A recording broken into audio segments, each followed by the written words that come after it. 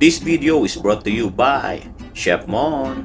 Yo, Ang unay pagbate sa inyong lahat. Pangalaway pasasalamat, thanks God. At ang pangatlo'y mag-share naman ng kaunti at ang gagawin natin ngayon ay chocolate mousse. inam. Dini sa ating gagawing array, 4 na ingredients lang ang kailangan. Itlog, chocolate, vanilla, at saka asukal. Napakadali. Ang may kamahalan lang din ng ingredients ito yung chocolate. Pero pag rin na may sinubukan yung gawin, kayo masasatisfy. At napakasarap naman na rin. Yo, Hindi din delikadong gawin at napakadali. Kaya simulan na natin. Ang una kong ginawa ay sineparate ko yung itlog, yung egg yolk and egg white. Yung egg white gagawin nating meringue.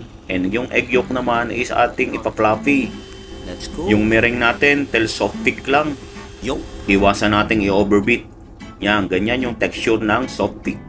wow. Eh di natapos na yun, di na naman tayo sa egg yolk at ari ating ipa-fluffy. Gamit din yung ating portable mixer.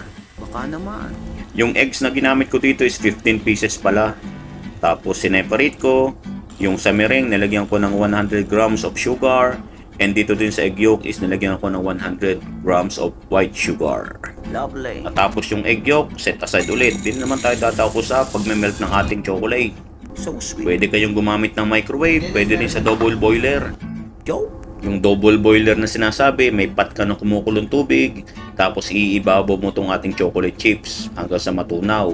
Yung sa microwave naman, kung gagamit kayo ng microwave, huwag nyong i-straight na matagalang luto. yo. At yun ay depende sa amount ng chocolate na tutunawin nyo.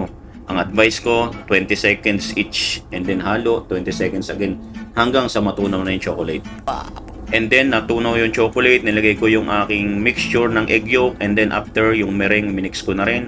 And ganyan na yung magiging texture ng ating chocolate mixture. Napakainam. And this time, ice cream crystal cups yung aking gagamitin para medyo presentable yung ating chocolate mousse. Yo naman. Umigit kumulang sa 24, makakakain na rin, depende na sa pagtatakal ninyo. Love it. Ay kumpletong sukat ng aking mga ginamit na ingredients din eh. Gumamit ng chocolate, 1 kilo, 15 itlog, 1 teaspoon of vanilla extract, and 200 grams of sugar. Tatak chef mo. Yung sana'y nakatulong. And this video is brought to you by Chef Mon. Thanks and God bless.